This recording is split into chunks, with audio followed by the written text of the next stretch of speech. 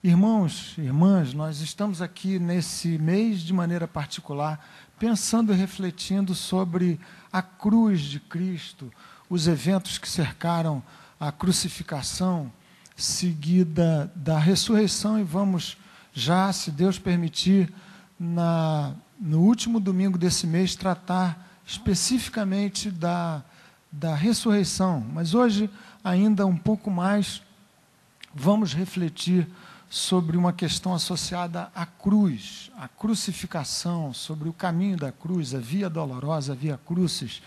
E eu quero dizer para vocês com toda sinceridade que dos textos das Escrituras que colocam de alguma forma a gente, a mim em particular, como leitor, como crente em Cristo, no corner, por assim dizer, esse texto é um deles.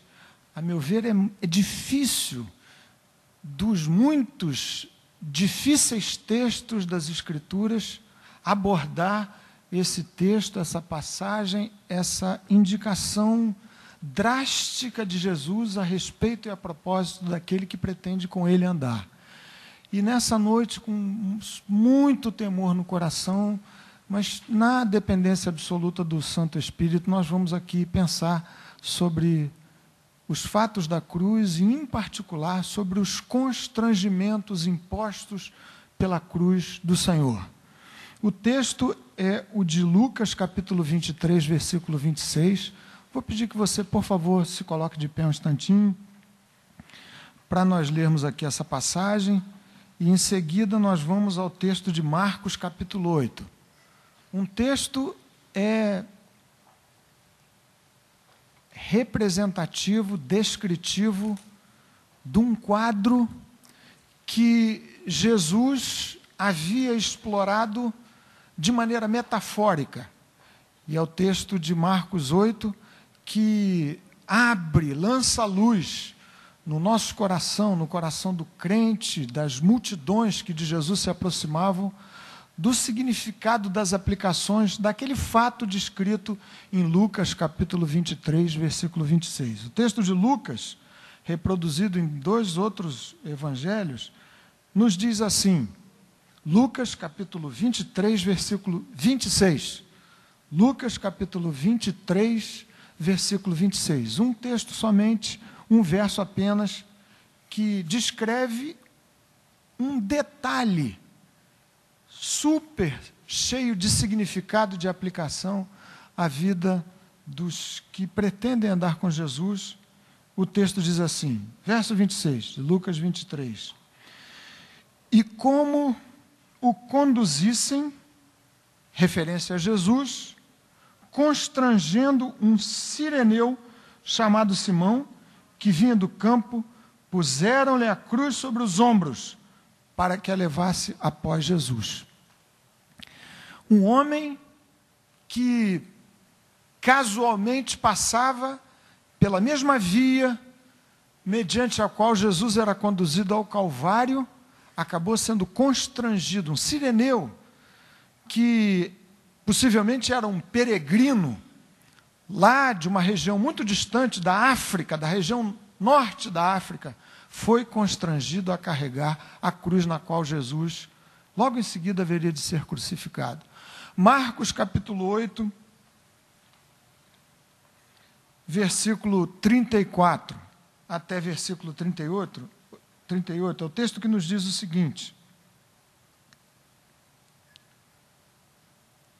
Então, convocando a multidão e juntamente os seus discípulos, disse-lhes, e aqui segue-se um conjunto de cláusulas, de demandas muito fortes, dessas a respeito das quais acabei de lhes dizer, que colocam a nossa vida no canto, num corner, que impõe um super constrangimento, um conjunto de constrangimentos, dos quais não se pode fugir sem uma decisão. Convocando a multidão e juntamente os seus discípulos, disse-lhes, se alguém quer vir após mim, a si mesmo se negue, tome a cruz, a sua cruz, e siga-me. Quem quiser, pois, salvar a sua vida, perdê-la-á. E quem perder a vida por causa de mim e do Evangelho, salvá-la-á. Que aproveito ao homem ganhar o mundo inteiro e perder a sua alma? Que daria um homem em troca de sua alma? Porque qualquer que nesta geração adúltera e pecadora se envergonhar de mim e das minhas palavras, também o Filho do Homem se envergonhará dele, quando vier na glória de seu Pai com os santos anjos. Esta é a inspirada, bendita, preciosa palavra do Senhor. Você pode se assentar aí no seu lugarzinho. Os dois quadros são paralelos entre si. O quadro de Simão sendo constrangido a carregar a cruz de Jesus precisa ser compreendido naquilo em que de fato aconteceu. Vocês que são leitores das Escrituras sabem que Simão carregou a cruz, possivelmente, costume dos romanos, aquela parte transversal da cruz, para que, em seguida, nela, Jesus fosse crucificado. Simão carregou a cruz, na qual Jesus viria a ser crucificado. E o paralelo com a nossa vida, com aqueles a quem Jesus convida para o seguirem, começa a se estabelecer desde já, porque também as Escrituras afirmam que a mim cabe morrer. A mim cabe, Romanos capítulo 6, versículo 5, uma identificação mística espiritual e metafórica relativamente a esse quadro de Simão, Cireneu carregando a cruz de Cristo, cabe uma morte. E se fomos unidos com ele, Jesus, na semelhança da sua morte, também o seremos na semelhança da sua ressurreição. Paulo, escrevendo aos Coríntios, segunda carta, capítulo 4, versículo 10, nos diz o seguinte: levando sempre no corpo o morrer de Jesus, para que também a sua vida se manifeste em nossa carne mortal. Aos Gálatas, Paulo outra vez escreve, a propósito a respeito do mesmo tema, da mesma identificação minha, eu sendo de Jesus com a sua morte, declarando tacitamente que glória só cabe na cruz de Cristo, diz Paulo aos Gálatas, capítulo 6. Longe de mim esteja gloriar-me, senão na cruz de nosso Senhor Jesus Cristo, pela qual o mundo está crucificado para mim e eu para o mundo. Mesmo Paulo, escrevendo aos Coríntios, primeira carta, capítulo 15, ele diz, dia a dia morro. Cabe, portanto, também a mim que aceito o convite de Jesus, uma morte a ser experimentada, dia a dia. O paralelo com a situação de Simão Cireneu, descrição de Lucas 23, 26, avança para indicar que a Simão coube carregar a cruz pesadíssima, indicativa de um condenado à morte, e esse era o costume dos romanos, para que, de alguma forma, aquela cena horrível da via crucis, da caminhada de alguém condenado à morte, um criminoso carregando a pesadíssima cruz, fosse num sentido explícito, público, um inibidor do crime. Aquela tão pesada cruz, Simão não poderia carregar e menos ainda morrer nela. Jesus declarou que a mim cabe uma cruz, um fardo, mas disse ele, fardo leve e jugo suave, em contraposição à imposição de uma cruz pesadíssima que dá conta do pecado, que de resto só Jesus pode levar, e levou sobre si. Substitutivamente, a mim, que deveria ter sido pregado naquela cruz, que deveria morrer, Cristo em morrendo na cruz, livrou-me tanto da culpa pelo pecado, das penas atribuídas ao pecado, quanto do poder escravizante do pecado.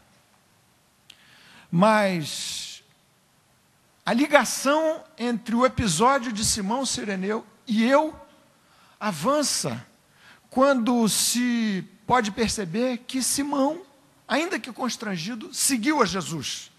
O texto diz que Simão saiu após Cristo carregando a cruz. Eu também tenho sido convidado gentilmente pelo Senhor para segui-lo. Acontece, vocês viram aqui, que Simão foi constrangido a carregar a cruz. A cruz lhe foi imposta. E aqui as similaridades se encerram, porque o que Jesus faz é convidar-me a uma caminhada voluntária. Mas, como disse a vocês, andar com Jesus implica em enfrentar e resolver alguns constrangimentos sérios e graves, os quais eu pretendo aqui, nesses minutos, expor para vocês, para a gente refletir, em seguida orar acerca dessas questões. Que constrangimentos são esses? O primeiro constrangimento é um constrangimento de ordem totalmente pessoal. Vocês viram comigo o texto que é tão conhecido nosso, pelo menos daquele que é leitor assíduo das Escrituras, que Jesus convida com essa delicadeza que lhe era peculiar, que lhe é peculiar, com sua voz imperiosa, ainda que delicada: se alguém quer vir após mim, tome a sua cruz, a si mesmo se negue e siga-me. Se alguém quer vir após mim, um convite dirigido naquela montanha de gente que se avolumava à volta de Jesus e naquele grupo mais particular dos seus discípulos, o Senhor particulariza a chamada e o convite para você e para mim. O constrangimento é totalmente pessoal, é intransferível, não se pode decidir na base de uma procuração para terceiros que me poderiam representar nessa hora e nessa resposta. Não há como não responder pessoalmente a esse constrangimento. Se alguém quer vir após mim, decida-se. Pensando sobre os episódios relacionados à cruz, você deve se lembrar de um quadro em que uma mulher de Pilatos, sofreu em sonhos muito por Jesus e aconselhou o seu marido dizendo: não te envolvas com este justo, porque em sonhos muito sofri por causa dele. Proposição impossível, porque é impossível não se envolver com Jesus. Porque o convite é pessoal, porque o constrangimento é pessoal e impõe uma resposta e uma decisão, minha e sua. Ou digo assertivamente sim para Cristo, ou, de alguma forma, mesmo que sutil, subreptícia, estarei dizendo não para o convite de Jesus. Se alguém quer vir após mim, a si mesmo se negue, tome a sua cruz e siga-me. E o convite pessoal de Jesus impõe um constrangimento, porque é um conflito de soberania, de deuses, de reis, de reinado, de governo, no meu coração e no seu coração. Já falei de outras vezes, bem recentemente aqui para vocês, e vou repetir. Quando se fala sobre choque de governos na decisão constrangida que Cristo nos impõe, talvez você pudesse me dizer: mas eu não sou idólatra, eu não tenho na minha casa nenhum tipo de deuses, coisas assim. Na verdade, a questão é muito mais profunda do que ter algumas imagens concretas, físicas, na sua casa, alguma coisa desse gênero. A questão se estabelece no nosso coração e pode alcançar o coração de gente que já se decidiu por Jesus. Se não fosse assim, João não encerraria a sua primeira carta dizendo: filhinhos, afastai-vos dos ídolos. A questão é que, de maneira nem sempre tão escancarada assim, ídolos e deuses vão se colocando no nosso coração. Por isso é que o constrangimento primeiro e mais decisivo é esse pessoal. Jesus e você, eu e o Senhor, precisando me apresentar para Ele e me submeter ao seu governo completo e absoluto. Impossível seguir a Jesus sem que, ao mesmo tempo, eu abandone o meu próprio percurso e o meu caminho. Impossível aceitar o gentil e, de outro lado, imperioso convite de Jesus, sem que eu largue alguns governos que tentam se impor por sobre a minha vida. É um Deus só, um soberano só, um só Senhor. Aos Romanos, Paulo escreve também no capítulo 6, para dissolver qualquer terceira via. O que Paulo escreve à exaustão, declara que ou sou de Cristo e a Ele me submeto, e experimento a liberdade, num certo sentido paradoxal, sob a escravidão a Cristo, ou ando como escravo do pecado e dos seus agentes. Não existe outra porta. Quem anda sem Jesus, quem anda sem Deus, eventualmente vive uma enorme ilusão de ser livre. Não há ninguém livre. Esse é o vaticínio fulminante das Escrituras. Por isso é que a cruz me constrange a uma decisão pessoal, para que se estabeleça de maneira definitiva, completa, ampla, abrangente, sem qualquer tipo de espaço e de restrição para um governo segundo, secundário, ou governo e a soberania do Senhor na minha vida. Lutero, numa interpretação maravilhosa, magistral, de Êxodo capítulo 20, tratando dos 10 mandamentos, diz que da observância ou da inobservância do primeiro mandamento, não terás outros deuses diante de mim, desdobram-se todas as outras transgressões. Se Deus é o único Senhor, e o constrangimento pessoal foi resolvido na forma de uma rendição completa a Ele, então você está habilitado a não transgredir quanto ao que se segue na declaração dos 10 mandamentos. De outra forma, a possibilidade é nula.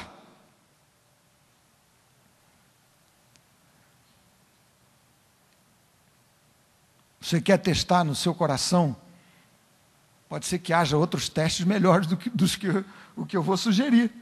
Mas sugiro para você, para se examinar, se algumas coisas andam se colocando como prioridade no seu coração para emprestar significado, valor, vida, enfim, à sua vida, que não o Senhor.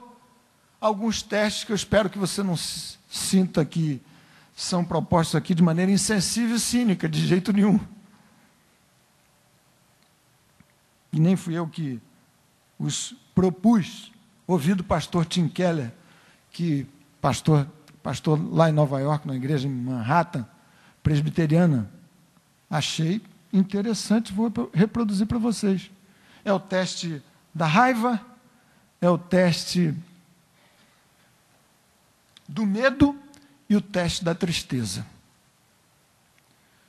Se você está diante de uma coisa que você deseja muito, coisa lícita, seja um relacionamento, seja um emprego, seja o que for, lícito, e de alguma forma há barreiras, há impedimentos, há situações que bloqueiam o seu caminho na direção da conquista daquele ideal, é muito natural a gente, mesmo andando com Jesus, sentir-se frustrado. E se houver injustiça bloqueando você no alcance dessa coisa ou desse alguém, possível que você sinta uma certa raiva, uma ira, natural. Mas quando essa raiva ou essa ira transformam-se num amargor que consome a sua alma e que se espraia para as outras relações, você pode ter certeza que aí se estabelece um ídolo, um Deus, que precisa ser banido da sua vida e do seu coração. Da mesma forma, o teste do medo.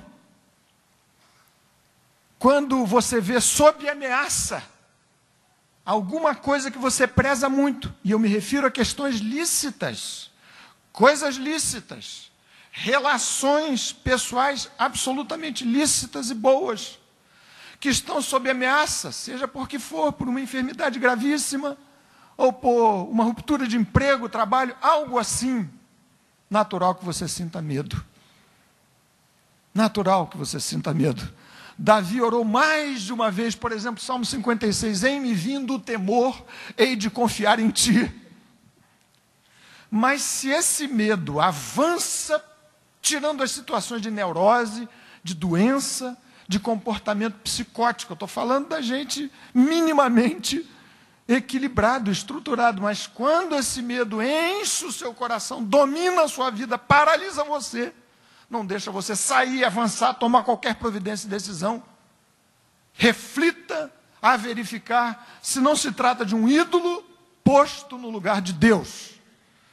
Sei que a proposta é radical demais, mas é assim que eu preciso me examinar diante da vida, diante de Deus, de mim para mim mesmo. Na mesma linha, o teste da tristeza. Alguma coisa que se perde nesses termos. Relações saudáveis, familiares. Estamos todos sujeitos a traumas, a choques gravíssimos, o luto, a dor da perda. Assim também aconteceu com o próprio mestre que chorou. Mas se a perda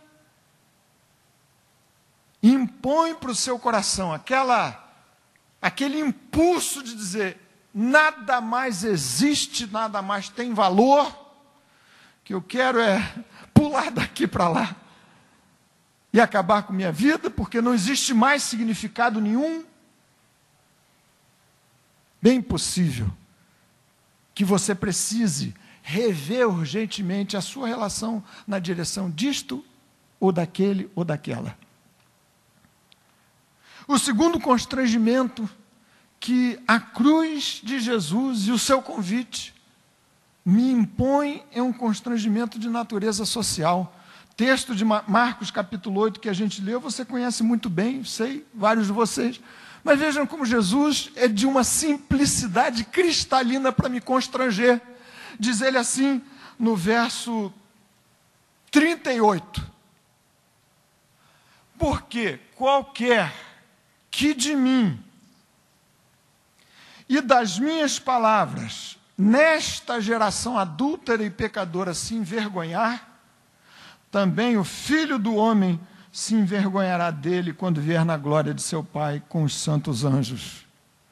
Constrangimento social do qual eu não consigo escapar.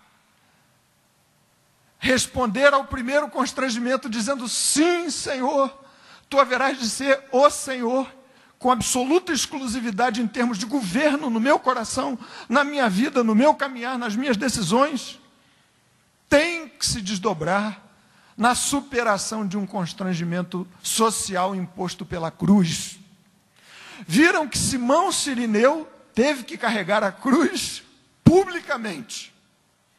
Publicamente. Não havia como se esconder daquela caminhada, daquele trajeto pela via crucis. Muita gente a acompanhar Simão. Gente torcendo contra Jesus. As mulheres chorando por conta do que haveria de acontecer com Jesus, e já, aliás, lhe estava acontecendo. Publicamente carregou a cruz, um constrangimento social enorme que lhe havia sido imposto. Jesus me chama para voluntariamente resolver uma questão que impõe um constrangimento social grave, sério.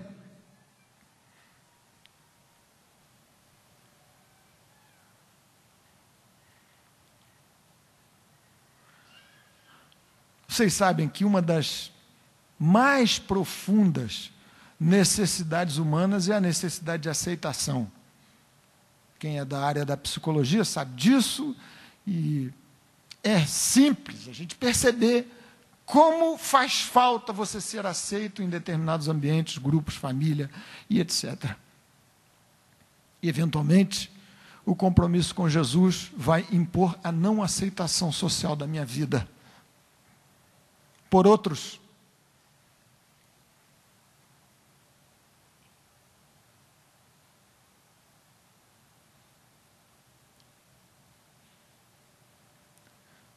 Vocês sabem que nós estamos vivendo no Brasil um tempo muito difícil quanto a se identificar como cristão, como crente. Diferente do tempo dos meus pais, da geração deles.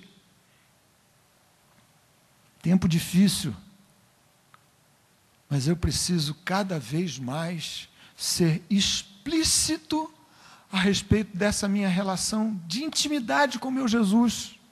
Cada vez menos sutil. O que não significa dizer ser insensato, insensível, não respeitar a vida dos outros, as convicções alheias, mas preciso cada vez mais me identificar com o Senhor socialmente, no sentido de dizer, eu sou de Jesus. E muito mais, nada contra, mas muito mais do que você apor ou colar no seu carro, você dirige direitinho, plásticos alusivos à igreja, ao cristianismo, a versículos. Não sou contra isso de jeito nenhum, é bom, pode fazer à vontade. Mas você sabe muito bem que decidir a imposição desse constrangimento social é muito mais do que isso. É não me envergonhar das palavras de Jesus, não me envergonhar de ser, lutar para ser, me empenhar por ser, pelo Espírito Santo, cada dia mais parecido com Cristo. O que lá pelas tantas pode ser extremamente antissocial, por assim dizer.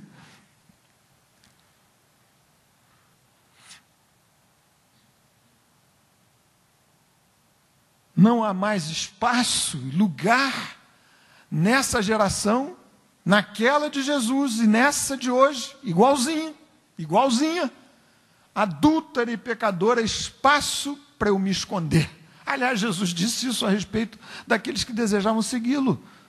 Não se acende uma candeia para colocá-la debaixo da cama, mas no velador, para alumiar toda a casa.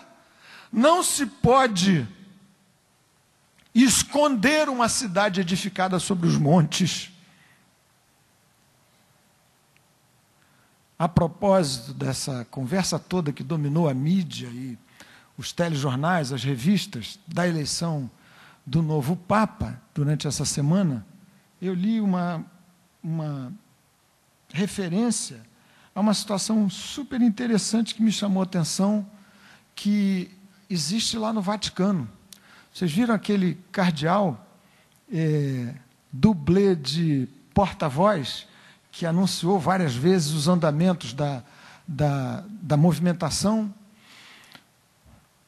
do conclave, que haveria de eleger o novo Papa, e aquele cardeal chamado Jean-Louis Trohan, eu acho que era esse o nome. Dona Liane, Bira, me desculpem aqui a vã tentativa de pronunciar corretamente o nome desse francês de Bordeaux, mas li que ele mora no Vaticano pela sua posição e usa um banheiro que é uma joia preciosa escondida no Vaticano. Vejam a história. Rafael, célebre pintor, que pintou a Madonna na Capela Sistina, naquela altura, pintor emergente, que a Cúria Romana tentava colocar como contraponto a Michelangelo, ocupava um cubículo, que hoje é o banheiro de Jean-Louis Trohan. E nesse cubículo, ele se hospedava enquanto pintava as maravilhas das pinturas que viriam a ser públicas da Capela Sistina. E como passatempo para pegar no sono naquele cubículo, ele pintava frescos maravilhosos, lindíssimos. Quem já viu alguma coisa de Rafael, não entendo nada de pintura, mas já vi. Beleza maravilhosa, expressão da glória de Deus. Só que naquele quartinho escondido. No teto, pintou tudo. Teto, deve ter sobrado muito tempo para ele. Madrugadas insônias, não sei como foi. Teto, muro, paredes, chão, um quarto pequeno, mas uma joia preciosa, escondida no meio da riqueza do Vaticano. O que me fez pensar que já é hora da gente expor a visitação pública, por assim dizer, a beleza da pintura que o Espírito Santo anda fazendo na vida e no coração, deve estar fazendo na vida e no coração nosso, meu e de vocês. Muito mais do que isso, muito mais do que isso. Mas você precisa pegar ali à porta aqueles convitezinhos para o culto dia 31 e sumir com aquilo, colocar na mão de alguém, do seu algoz, dos seus amigos. Você tem que fazer isso. Eu tenho certeza que tem muita gente que não virá de primeira vez, mas tem muita gente que só está esperando o seu convite. E se a beleza dessa pintura majestosa do Espírito Santo no seu coração já tem aparecido, se exposto por aí, por onde você caminha, o caminho está prontinho para você chamar alguém para Jesus. Um constrangimento, terceiro lugar, que é novamente desdobramento dos anteriores, é um constrangimento de natureza ética. Jesus disse que não admite, no conjunto dos seus discípulos, quem se envergonha dele e das suas palavras. Palavras que têm uma componente ética absolutamente diferenciada. E por ética se entenda o estudo, a ciência, a disciplina do comportamento humano, dos valores morais. Novamente, para falar da situação brasileira, vocês sabem, tanto quanto eu sei, que a gente vive uma crise ética sem precedentes. Podia citar um monte de exemplos aqui para vocês, mas vou ficar com umzinho só dessa semana. Não sei quantos de vocês viram a tentativa estranha, esdrúxula, surreal, de uma médica recém-formada lá num município da Grande São Paulo, de fraudar um ponto biométrico. Sabe o que é ponto biométrico? Lá do SAMU, de uma instalação do SAMU. Ponto biométrico é aquele que lê as digitais do empregado, do funcionário. E essa médica foi flagrada com próteses, dedos de silicone, dos demais médicos. Você viu essa notícia? Quem é que viu? Todo mundo viu. Você não acha surreal? Louco? Tentando, não, enfiando aqueles dedos no ponto biométrico. Zuenir Ventura, não a propósito exatamente disso, mas de um outro episódio, aquele da questão da Comissão de Direitos Humanos da Câmara, escreveu que o Brasil é um país surreal.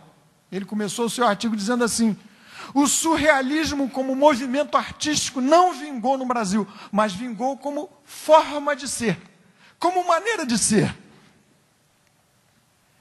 E citou Tom Jobim, que disse que o Brasil é um país tão surreal que até o mapa do Brasil é de cabeça para baixo. Poderia citar inúmeros exemplos dessa crise de natureza ética séria e grave, que, lamentavelmente, lá pelas tantas, acaba avançando para dentro da igreja e daqueles que se aproximam de Jesus. Se alguém quer vir após mim, resolva o constrangimento pessoal. Se alguém quer vir após mim, resolva o constrangimento social. Não é possível seguir a Jesus e dele se envergonhar. E diz Jesus, não há chance, lugar, espaço para alguém que se envergonhe das palavras do Senhor, da ética de Jesus. Evangelho cheio de uma ética diferenciada. João Batista, ao pregar, pregou para várias classes sociais, vários profissionais, um evangelho profundamente social e ético. Aos soldados que aproximavam dizendo, o que faremos? Ele dizia, vocês contentem-se com o vosso soldo. Aos publicanos, aos cobradores de impostos, ele dizia, você cobra o que é justo. Divide os seus bens, os seus haveres com os outros. Isso me dá o gancho para falar de um constrangimento de natureza material, que é o quarto constrangimento imposto pela cruz, para quem se dispõe e se decide a seguir a Jesus. Versículo 36 do texto que nós acabamos de ler, de Jesus, numa lógica, outra vez repito, cristalina, indiscutível, sob a ótica do discípulo, que aproveita ao homem ganhar o mundo inteiro, se perder-se ou perder a sua alma.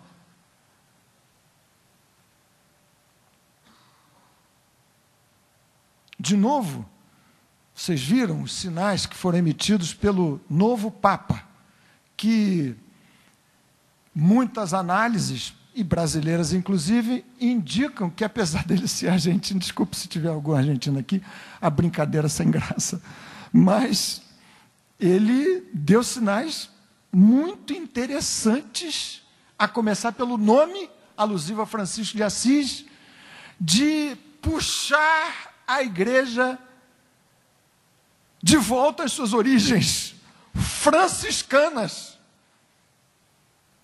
de atenção preferencial e primordial aos pobres, aos desvalidos, foi o seu discurso, tem sido o seu discurso, a sua maneira de viver, e que tem chamado muito a atenção de católicos, de protestantes e de muçulmanos e de tanta gente por aí afora, mundo afora. Certamente, o constrangimento de natureza material significa que à morte também tem que ser levados os meus amores a questões de natureza e de ordem material, que atingem o coração de pobres, de classe média e de ricos, sem distinção. A cruz tem que fazer morrer o amor pelo dinheiro, que segundo Paulo é a raiz de todos os males. E alguns, diz ele, escrevendo a Timóteo, nessa cobiça, a si mesmo se impuseram muitas dores e concupiscências que fazem o homem e a vida naufragar.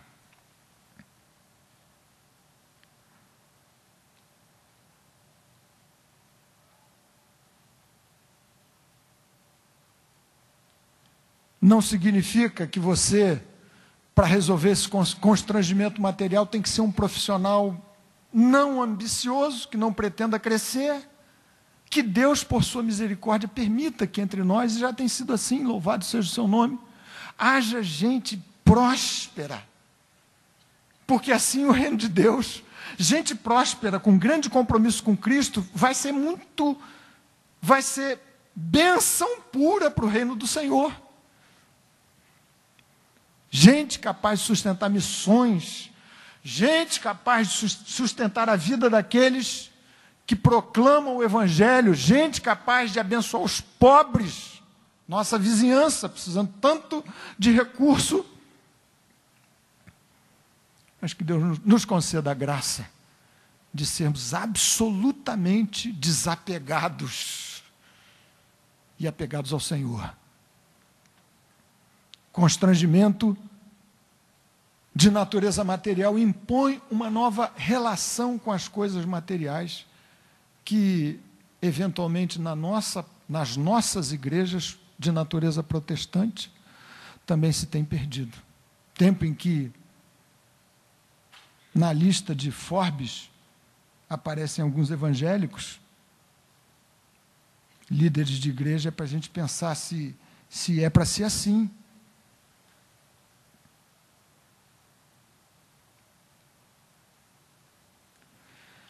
Finalmente, Jesus menciona um constrangimento difícil da gente resolver.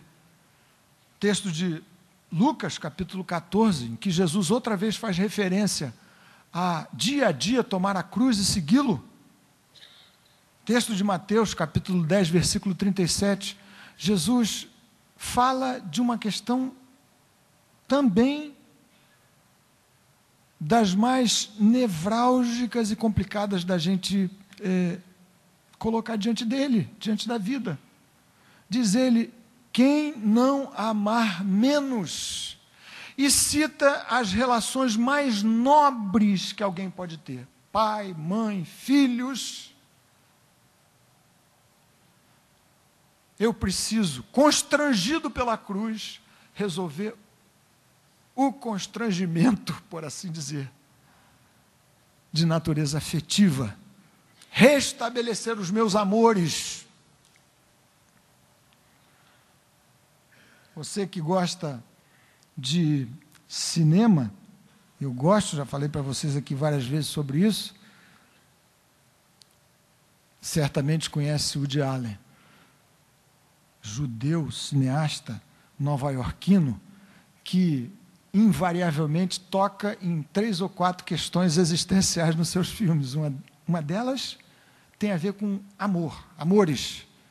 E ele, entre várias outras coisas sobre o assunto, diz o seguinte, meio óbvio, que ele diz, você entende, eu entendo. Amar é sofrer. Para evitar sofrer, não se pode amar. Mas então, sofre-se por não se amar. A questão não é amar, deixar de amar, sofrer por amar, mas é quem vem primeiro nos meus amores e no meu amor. E é isso que Jesus pretende para os seus discípulos restabelecer. Já lhes falei também recentemente de uma explicação singela de Agostinho sobre pecado, ao dizer o seguinte, pecado é um amor mal orientado.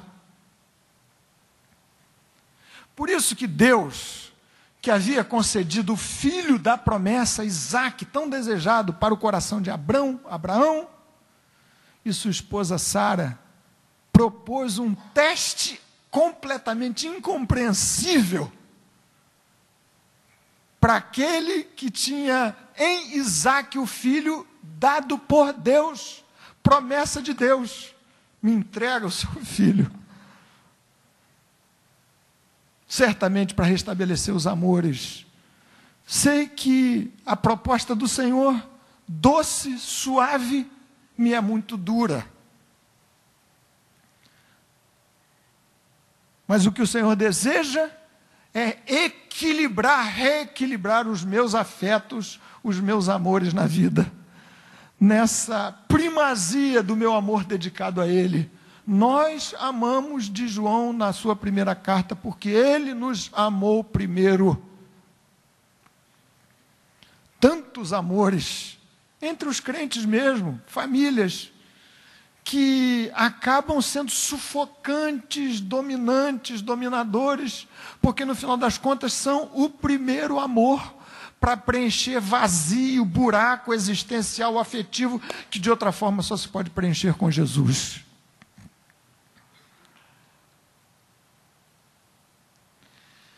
Eu quero convidar vocês aqui para uma oração um pouco diferente das que a gente habitualmente faz. A gente sempre ora por questões, pedidos, coisas que precisam de saída, de solução. Nessa hora eu gostaria de convidar vocês que puderam, vencendo a chuva, chegar até aqui nessa noite, orar na decisão de resolver alguns desses constrangimentos. Você, quem sabe, constrangimento pessoal, o primeiro deles. Interessante que Jesus disse que é preciso carregar a cruz dia a dia, significa dizer que você acenda o percurso da via dolorosa, seguindo a Cristo por uma vez, mas a cada dia você precisa reforçar esta decisão, disposição, compromisso, comprometimento com Ele. Quero convidar para essa oração quem nessa noite deseja, por uma primeira vez, quem sabe, dizer, eu quero seguir a Jesus. Quero seguir a Jesus. Não existe decisão mais libertadora do que essa. Contraditoriamente, como falamos, é a decisão de quem se dispõe a perder a sua vida, disse o Senhor assim, para achá-la no Senhor. Quem sabe alguém que deseja nessa noite reafirmar esse compromisso feito uma vez, lá para trás, não sei. Outros compromissos, constrangimentos impostos pela cruz, vão ser objetos aqui da nossa oração nessa hora. Você, por favor, incline a sua cabeça, feche os seus olhos se puder. Se quiser vir até aqui, venha um minutinho para nós orarmos. Você que vai dizer, Jesus, constrangido pelo teu amor, é assim que Paulo diz, ora, o amor de Cristo nos constrange. Nos constrange. Diferentemente da cruz imposta nas costas de Simão Cireneu, o convite de Jesus é doce, é suave, mas é imperioso, é forte. Se alguém quer vir após mim, a si mesmo se negue. Dia a dia tome a sua cruz e siga-me. Mas pode ser que você esteja aqui para orar comigo, conosco, por conta da necessidade de ser mais identificado com Jesus e sua palavra, de maneira social, assumir os custos, as custas sociais de ser de Jesus. Compromisso ético, você disposto a rever os seus valores. Aquilo que disse Jesus tem que me diferenciar de uma geração corrupta, adúltera e pecadora. Para quem a ética foi para o ralo, com Cristo tem que ser diferente. Constrangimento material, tendo muito, tendo pouco, o ídolo pode se estabelecer no coração de uns e de outros indistintamente. Que aproveita o homem ganhar o mundo inteiro, perdendo-se ou perdendo a sua alma. Constrangimento afetivo. Gente que percebe que precisa reordenar seus amores. Que ama, mas se desequilibra, precisa amar primeiro a Jesus. Mais que tudo, nós amamos ao Senhor porque Ele nos amou primeiro. A questão é, a quem amo mais? E Jesus não fez referência a amores impróprios, espúrios, escusos, não. As mais nobres relações da minha vida têm que ser colocadas em segundo plano, diante do meu maior amor, entregue e devotado a Jesus. E de maneira maravilhosa, surpreendente, você vai perceber que vai passar a amar muito mais e muito melhor estes seus queridos amores. Senhor bendito, que na tua misericórdia e mercê, tu trabalhes nos nossos corações indistintamente, de maneira profunda e poderosa, nestes dias tão difíceis do tempo que se aproxima do fim. Muita confusão, muito sonido incerto, muito trombetear estranho, mas ó Senhor, ajuda-nos, segura-nos pela mão. Nós estamos aqui dizendo, desejamos dia a dia carregar a cruz e seguir ao Senhor da nossa vida. Ó Senhor, habilita-me, Senhor,